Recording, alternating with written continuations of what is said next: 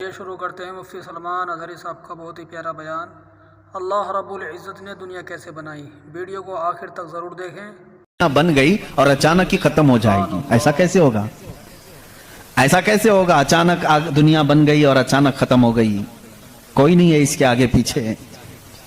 میرے عزیزو، جو غور و فکر کرنے والے سائنسدان ہیں وہ بھی اب اس نتیجے پر پہنچے ہیں کہ دنیا میں ایک بہت بڑا دھماکہ ہوا تھا کئی ارب سال پہلے، کئی لاکھ سال پہلے، ان کے اعتبار سے، ان کے علم کے اعتبار سے، جس کو یہ بگ بینگ کہتے ہیں۔ تو سائنسدان یہ کہتے ہیں کہ کئی سالوں تک اس روئے زمین پر صرف سمندر تھا، اور سمندر میں بھی جو گیس ہوتی تھی وہ سب ہائیڈروجن، اور صرف 99% ہائیڈروجن اور 1% صرف آکسیجن کا یہاں پر وجود تھا، جس کی وجہ سے کوئی دوسرا زندہ رہ نہیں سکتا تھا۔ یہ سائنسدانوں کی تحقیق ہے۔ اس کے بعد پھر انہوں نے یہ کہا کہ ایک دھماکہ ہوا اور سمندر سے، پانی سے ہر چیز بنتی چلی گئی، پانی سے بنتی چلی گئی۔ یہ 21ویں صدی میں بات کی جا رہی ہے، اور قرآن میں مولا فرماتا ہے وَجَعَلْنَا مِنَ الْمَاءِ كُلَّ شَيْءٍ حَيٍّ، ہم نے ہر چیز کو پانی سے بنایا ہے۔ یہ رب تعالیٰ فرما رہا ہے، جس کا قرآن عظیم گواہی دے رہا ہے۔ قرآن کس زمانے میں اترا وہ بھی آپ کے ذہن میں ہونا چاہیے۔ کس زمانے میں قرآن آیا ہے یہ بھی آپ کے ذہن میں اچھی طرح سے فٹ ہونا چاہیے، تاکہ اب سائنس کی تحقیقات اور اس زمانے کو میچ کر کے دیکھ سکیں آپ۔ قرآن اس زمانے میں آیا ہے جہاں یورپ میں لوگ جانوروں کے ساتھ رہتے تھے۔ امریکہ کا تو انکشاف بھی نہیں ہوا تھا، امریکہ نام کا کوئی ملک ہے یہ پتہ بھی نہیں تھا لوگوں کو۔ جتنی دنیا تھی اس میں سب سے زیادہ تہذیب والا ملک، تمدن والا ملک ایران تھا، عرب تھے، روم تھے، باقی سب تو بچھڑے ہوئے لوگ تھے۔ روم، ایران اور عرب کو اس زمانے میں تہذیب والا کہا جاتا تھا۔ ان کی تہذیب کا عالم یہ تھا کہ جب میرے آقا صلی اللہ تعالیٰ علیہ وسلم مدینہ طیبہ میں تشریف لائے، یہ بہت بڑے تہذیب والوں کی بات میں کر رہا ہوں، یعنی بہت نالج رکھنے والوں کی بات کر رہا ہوں۔ اتنا نالج تھا کہ جب میرے آقا مدینے میں تشریف لائے تو صرف 6 لوگوں کو لکھنا آتا تھا۔ یہ بڑے تمدن والے لوگ تھے، بڑے نالج والے لوگ تھے۔ اس زمانے کا علم یہاں تک پہنچا ہوا تھا میرے عزیزو۔ باقی یورپ وغیرہ کا حال تو بہت ہی بدتر تھا، یہاں تک کہ آبادی کیسے بنائی جائے یہ سلیقہ اسلام نے بتایا ہے۔ اس زمانے میں یہ تھا کہ نالج نام کی کوئی چیز نہیں تھی۔ وہ لوگ انت وشواس، جیسے آج بھی ہمارے ہاں کچھ لوگوں میں موجود ہے، اندھا یقین، ان چیزوں پر بہت عمل کرتے تھے۔ صرف یہ بات میں عرض کرنا چاہوں گا کہ قرآن اس زمانے میں نازل ہوا ہے جب علم کا وجود زیادہ نہیں تھا لوگوں کے پاس، اتنا کہ کوئی اکا دکا لکھنا جانتا تھا۔ اور کس پر نازل ہوا یہ بھی آپ کے ذہن میں ہونا چاہیے۔ 2 چیزیں دماغ میں رکھیں، اس کے بعد پھر میں قرآن کی آیتیں پڑھتا ہوں۔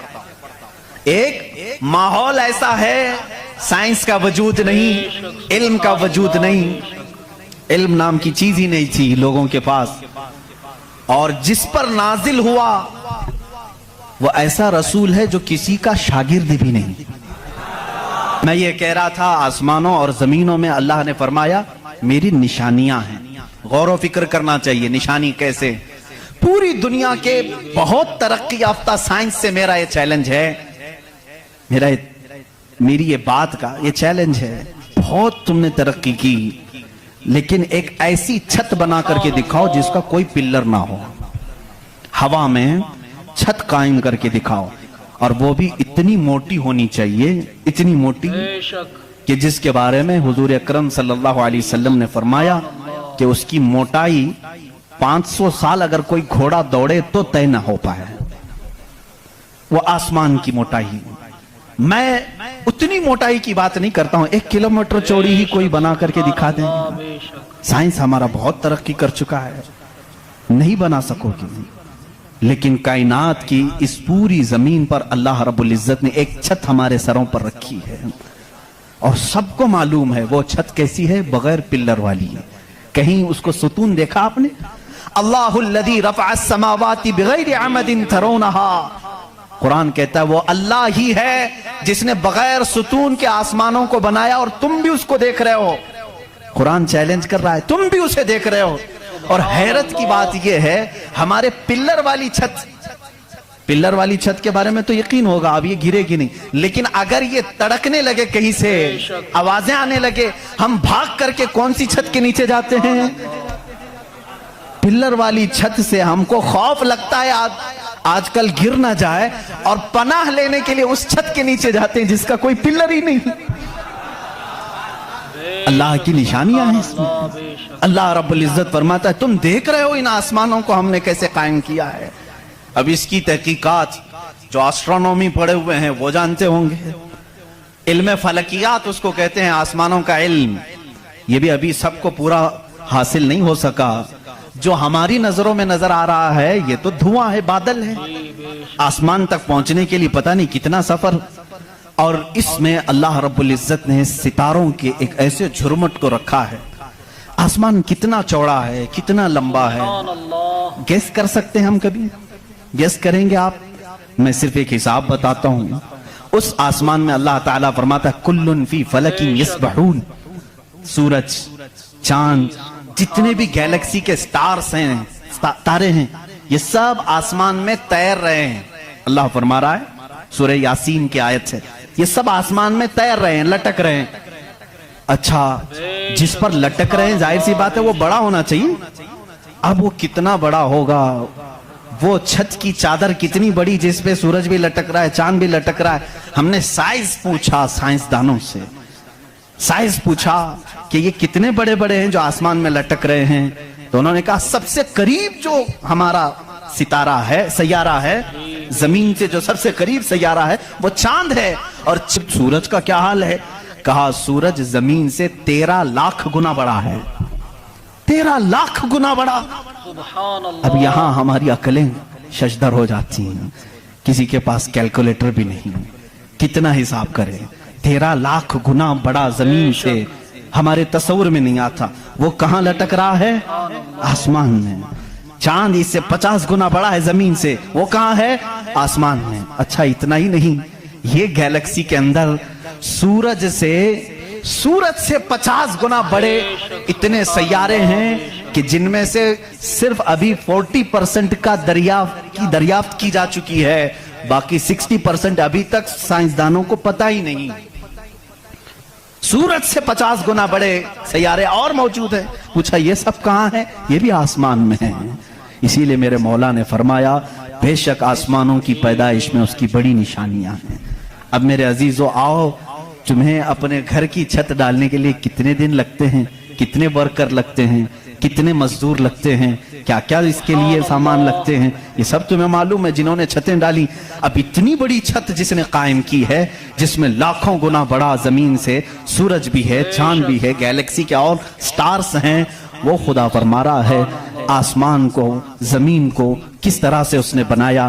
قرآن میں ہے صرف 6 دن میں ان دونوں کی پیدائش ہوئی ہے، اس سے بھی بلکہ اللہ تعالیٰ فرماتا وَجَعَلَ الْأَرْضَ فِي يَوْمَيْنِ، اللہ نے زمین کو 2 دن میں پیدا فرمایا، آسمان کو، اور اس میں جتنی سجاوٹ ہے، سجاوٹ کیا ہے؟ یہ پورے سمندر کو رب فرما رہا ہے وہ زمین کی زینت ہے، جتنے درخت ہیں وہ زمین کی زینت ہیں، اور آسمان کی زینت کیا ہے؟ چاند ہے، سورج ہے، ستارے ہیں، یہ سب 4 دن میں بنے، کل 6 دن میں ان کی پیدائش ہوئی ہے، کل 6 دن میں ان کی پیدائش ہوئی ہے۔ میاں ہماری دکان نہیں بنتی 6 دن میں، اور وہ خالق کائنات فرما رہا ہے 6 دن میں اس پوری کائنات کے زمین و آسمان کی پیدائش ہوئی، تو کیا یہ اللہ رب العزت کی نشانیاں نہیں ہیں؟ اگر سنی ہوئی باتوں پر یقین نہیں آتا کچھ لوگوں کو، کیونکہ وہ سائنس کے ماحول میں آج جی رہے ہیں، وہ ہر بات سائنس کی یقین کے ساتھ مان لیتے ہیں، میں ان سے ہی کہتا ہوں اپنے سائنسدان آقاؤں سے پوچھیں کہ اس زمین کا حجم کتنا بڑا ہے، آخر یہ ٹھہری کیسے ہے اتنے دن تک، یا اب تک قائم کیسے ہے، یہ ہلتی کیوں نہیں ہے؟ اچھا اس کے بعد رب تعالیٰ فرماتا ہے ہم نے اس زمین کو پانی پر بچھایا ہے۔ اے اللہ تیرے عجائب قدرت عجیب در عجیب ہیں، کتنے عجیب ہیں۔ آپ سے میں کہتا ہوں حوض میں یا مسجد کا بھی حوض ہے، جاؤ ایک چادر اس کے اوپر بچھاؤ، ٹاول لے کر کے بچھاؤ، کتنی دیر تک وہ پانی پر کھڑا رہے گا۔ ٹاول چادر اس کی موٹائی کتنی ہے؟ بہت پتلی سی ہے، وہ mm میں آئے گی، لیکن وہ آپ کے اس پانی پر ٹھہر نہیں سکتی۔ اگر آپ کہیں موٹی چیز میں بچھاؤں मोटी चीज बिछा करके दिखाओ, कितनी देर वो रुक सकेगी? सुभान अल्लाह। नहीं रुक सकेगी। और ये अल्लाह ने कुरान में फरमाया, हमने पानी पर जमीन को बिछाया, और इसका इनकार साइंस भी नहीं कर रही है। साइंस भी यही कहती है, जमीन को जितनी जगह से खोदा जाए पानी ही है। सुभान अल्लाह। हम भी तो बोरवेल जो निकालते हैं, जमीन को खोदने के बाद पानी आता है। अब पानी पर इस जमीन को बिछाया, रब तबारक व तआला ने कितना वजन ये उठाई हुई है, कितना वजन उठाई हुई है। सबसे बड़ा वजन तो उन मुशरिकीन का है जो उस रब को नहीं मानते हैं। ये धरती का बोझ इनको कहते हैं, ये सबको उठाई हुई है। पता नहीं कितने करोड़ों टन इस पर वजन है ये, लेकिन कभी भी हिलती हुई नजर नहीं आती। लेकिन उसको भी कुरान में अल्लाह फरमा रहा है, हमने इस जमीन को हिलने से रोकने के लिए जगह जगह पर पहाड़ों को मेख बनाकर गाड़ दिया। वल जिबाल औतादा, और पहाड़ों को हमने मेख बनाकर गाड़ दिया है। अब इसकी तहकीक इस जमाने में, मैंने अपने पढ़ने के जमाने में इसकी एक तहकीक अपने उस्ताद के पास पढ़ी थी। सफा मरवा के बारे में इख्तिलाफ चल रहा था। सऊदी यहूदी हुकूमत ने सफा मरवा को पूरी तौर पर खत्म करने की नापाक कोशिश की, और अलग से उन्होंने मसआ बनाया सही करने का। तो इख्तिलाफ उलमा में था कि इन्होंने ज्यादा चौड़ा कर दिया। उसी जमाने में ये तहकीक हुई, पहाड़ जो है इसका वजूद जमीन पर कैसा होता है। उन सऊदियों ने कहा पहाड़ ऐसा ऊपर शेप में ऐसा होता है, ट्रायंगल होता है, ऊपर से कोना होता है, नीचे चौड़ा होता है। इन सऊदियों ने कहा नीचे भी ये जड़ें छोड़ता है, फैलता हुआ जाता है, जैसे दरख्त ऊपर होता है और नीचे उसकी जड़ें फैली हुई होती हैं। तो इन्होंने कहा नीचे भी वो पहाड़ का हिस्सा है, इसलिए हमने बाजू में भी रास्ता बनाया ताकि सफा मरवा की सही अगर हो रही है तो वो पहाड़ों के बीच में ही हो रही है। मेरे उस्ताद गिरामी मिस्र के हैं, उन्होंने पूरी इस पर तहकीक के साथ किताब लिखी, चैलेंज किया, कहा पहाड़ों को अगर खोद करके देखो, हमारा यकीन ये कहता है। उन्होंने बहुत सारे दलाइल से साबित किया, पहाड़ ऊपर से जो इस तरह के शेप का होता है, ट्रायंगल ऊपर से, नीचे वो जड़ें नहीं छोड़ता, बल्कि अंदर जाते जाते और बारीक हो जाता है, अंदर बारीक होते होते होते बहुत पतला होकर नीचे तक जाता है। मैंने पूछा नीचे कितनी अंदर तक है? उन्होंने कहा जो पहाड़ तुम्हें ऊपर दिख रहे हैं ये पहाड़ का 1% है, बाकी 99% पूरा नीचे होता है। ये पहाड़ों की ऊंचाई, ये पहाड़ों की जो ऊंचाई है ये 1% है, 99% पूरा नीचे होता है।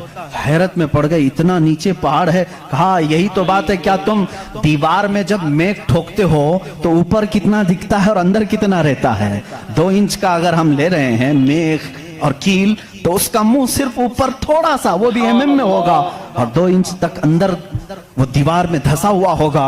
और जब कुरान में मौला ने फरमाया है जमीन पर हमने पहाड़ों को मेख बनाकर गाड़ दिया है, आज साइंस ये कह रहा है कि पहाड़ 9 गुना नीचे अंदर तक मौजूद है। कुरान किस जमाने में नाजिल हुआ? एस्ट्रोनॉमी नहीं थी, एस्ट्रोलॉजी नहीं थी, जमीन के ये जियोफिजिक नहीं थे, आलाजात नहीं थे, तहकीक के लिए माइक्रोस्कोप, टेलीस्कोप कुछ नहीं था। उस जमाने में कुरान जमीन के अंदर की बात बता रहा है। ये अजीम मौजिज़ा है कुरान का मेरे अजीजों। इसीलिए कुरान कहता है सोचते क्यों नहीं, फिक्र क्यों नहीं करते? वही है खालिक कायनात जिसने इस पूरे निजाम को बना रखा है। ये इतनी नहीं है, ये जो जमीनों में नजर आ रही हैं इनकी तहकीकात करते करते कई लोगों की जिंदगियां खत्म हो गई। कुछ चांद की तहकीक पर चले, कुछ सूरज की तहकीक पर चले, कुछ जमीन की तहकीक पर चले। इंसानों को भी अल्लाह ने ये इल्म दिया है, ये अक्ल दिया है। ये जो साइंसदान अपनी तहकीक कर रहे हैं ये कभी ये ना समझें कि ये हमारी मारे हुए तीर हैं, बल्कि अल्लाह अपने बंदों को खुद इतनी समझबूझ देता है कि वो उसकी निशानियों की खोज लगाएं और कायनात को बताएं कि कोई तो है जो ताकत इसे चला रही है, कोई तो है निजाम जो इसकी परवरिश कर रहा है। लेकिन ये धोखाबाज बन जाते हैं कुछ लोग कि वो तहकीक करके समझ तो जाते हैं, लेकिन बाद में जब उनको इल्म होता है कि इसके पीछे कोई ताकत है वो बता नहीं पाते, इसलिए कि कुफ्र इनके दिलों में रच बस चुका है। आपको एक और साइंस के स्टूडेंट्स के लिए भी ये बात है, आपको मालूम है ये सितारे जो हैं, सैयारे हैं, ये अपनी उम्र मुकम्मल करके, अभी अभी की बात है ये, साइंस एक बड़े साइंसदान ने और नासा के लोगों ने भी जो खला पे जाते हैं स्पेस पे, इन लोगों ने ये बात पेश की کہ ستارے جتنے بھی ہیں گیلیکسی میں اس میں سے کچھ کی عمر سبحان اللہ، ہزاروں سال کی ہوتی ہے، لاکھوں سال کی ہوتی ہے. جب ان کی عمر مکمل ہوتی ہے تو یہ ایک جگہ جا کر کے ٹوٹ جاتے ہیں، داخل ہو جاتے ہیں، جن کو بلیک ہول کہا جاتا ہے. بلیک ہول کیا ہے؟ سائنسدان کہتے ہیں اس کی تحقیق ابھی تک نہیں ہو سکی. ایک بہت بڑا سوراخ ہے، بہت بڑا سوراخ جس میں یہ ستارے جا کر کے ختم ہو جاتے ہیں، ان کی زندگی یہاں ختم ہوتی ہے. کہیں یہ باتیں آپ کو سوکھی تو نہیں لگ رہی؟ سبحان اللہ. آج بہت ہی زیادہ سائنس بول رہے ہیں. ضرورت اس کے لیے ہے میرے عزیزو، میں اپنے دین کو ان لوگوں کے سامنے رکھنا چاہتا ہوں جو صرف سائنس کو اپنا خدا سمجھتے ہیں. آؤ قرآن پڑھو، قرآن اس کی بنیادیں تمہیں دے گا سائنس کی. بلیک ہول کیا ہے سائنسدان نہیں بتا سکے، جبکہ ان کے پاس اب بڑے بڑی مشینیں ہیں. یہ جو ناسا کے لوگ خلا میں جاتے ہیں، ایک ایک سال تک کے لیے چلے جاتے ہیں، کئی مہینوں کے لیے چلے جاتے ہیں اور تحقیقات کر کے لا رہے ہیں. چاند پر انہوں نے کیمرے لگایا اور وہاں کی تصویریں یہ بھیجنے کی بات کر رہے ہیں، لیکن پھر بھی بلیک ہول معلوم نہیں. میں اس محمد الرسول اللہ صلی اللہ علیہ وسلم کی بات کر رہا ہوں جو کسی بھی سائنسدان کا شاگرد نہیں، جو کسی استاد کے پاس بیٹھا نہیں. اس رسول پاک کی زبان سے قرآن کی آیت نکلی سورہ واقعہ کی. اللہ فرماتا لا اقسم بمواقع النجوم انہو لقسم لو تعلمون عظیم. اللہ فرماتا قسم ہے اس. مفتی سلمان اظہری صاحب کا بیان اچھا لگا ہو تو لائک کریں، شیئر کریں اور کمنٹ کریں. چلیے نعت پاک شروع کرتے ہیں. درود پاک پڑھ لیجیے. اللہم صلی علی سیدنا و شفیعنا و حبیبنا و کریمنا و ملجانا و مأوانا محمد صلی اللہ تعالی علیہ وآلہ وسلم. عرش پر نور مصطفیٰ دیکھا، عرش پر نور مصطفیٰ دیکھا، عرش پر نور مصطفیٰ دیکھا، عرش پر نور مصطفیٰ دیکھا، عرش پر نور مصطفیٰ دیکھا. آئینہ گر نے آئینہ دیکھا، آئینہ گر نے آئینہ دیکھا. عرش پر نور مصطفیٰ دیکھا، آئینہ گر نے آئینہ دیکھا. اور ان کو دیکھا تو بول اٹھے جبریل، ان کو دیکھا تو بول اٹھے جبریل، ان کو دیکھا تو بول اٹھے جبریل. کوئی تم سا نہ دوسرا دیکھا، کوئی تم سا نہ دوسرا